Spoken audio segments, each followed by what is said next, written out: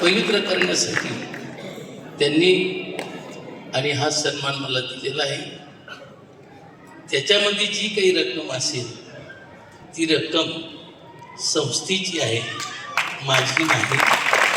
म्हणून ती संस्थेनं घ्यावी आणि संस्थेच्या कामासाठी ती वापरावी. कदाचित माझी जे ट्रस्टी लोक आलेले असतील या ठिकाणी तर त्यांना वाटेल की जो सन्मान पद्मभूषण डॉक्टर बी पाटील यांनी सन्मान केला म्हणजे त्यांच्या नावाचा संत सेवा पुरस्कार आहे, तो मला दिल्यानंतर मी ते पैसे जसे लगेच ट्रस्टीला देऊन टाकले तर त्याप्रमाणे त्यांना असं वाटलं असेल की आजची ही रक्कम आमच्या ताब्यात येईल, तर ही रक्कम खरी म्हणजे संस्थेची आहे. म्हणून मी फक्त हात लावला, पण त्याच्यात किती आहेत आणि कशा नोट्या आहेत त्या पाहणार नाही, ती फक्त संस्थाच पाहिजे.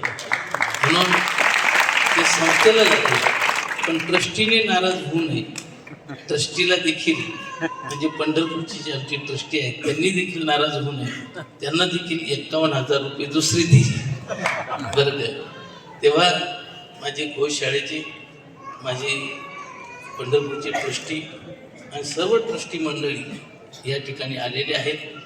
तर ती सर्व मंडळी माझ्या पाठीमागे उभी राहते आणि खानदेशामध्ये सर्व प्रेम करणारे एकही गाव असं नाही की त्यांनी माझा शब्द नाकारला, असं एकही गाव नाही. आणि त्याच्यामुळे हा सर्व हरिभक्त परायण आमच्या खानदेशातले त्यांनी खूप खूप सहकार्य आणि शताब्दीला केलं.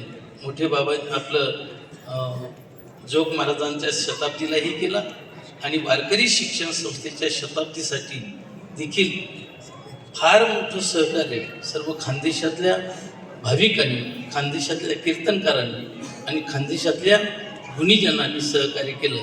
फक्त मी उभा राहिलो आणि वचन दिलं, पण सर्व वचन पूर्ण करण्याचं काम खानदेशातल्या सर्व लोकांनी केलं.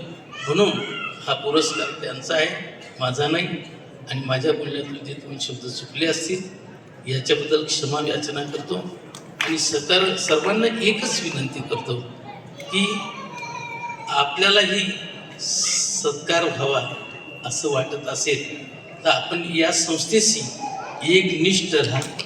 गुरुजनांची एक निष्ठ राहा. गुरुजनांच्या चुका काढणं हे आपल्याला कधी शोभनीय वाटणार नाही. आपण आपल्या फुटपट्टीने गुरुजनांना मोजू नये आणि त्यांच्याकडे त्या नजरेने पाहू नये.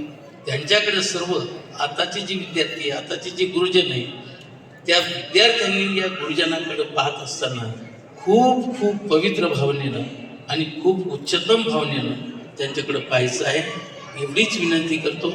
आणि या ठिकाणी जो माझा सन्मान ठेवला तर त्याबद्दल मी कृतज्ञता व्यक्त करतो, ऋण व्यक्त करतो.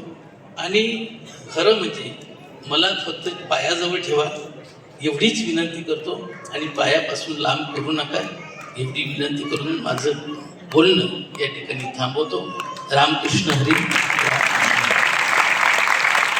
धन्यवाद माऊली. हाही पुरस्कार मोठ्या बाबांचं नावाचा ज्यांना आपण दिला त्यांनी देखील अतिशय चोखपणाने, निरपेक्षपणाने आणि उदार केलेला आहे. त्याबद्दल माऊलींना पुन्हा एकदा धन्यवाद. सज्जन हो, मी म्हटले वारकरी शिक्षण संस्था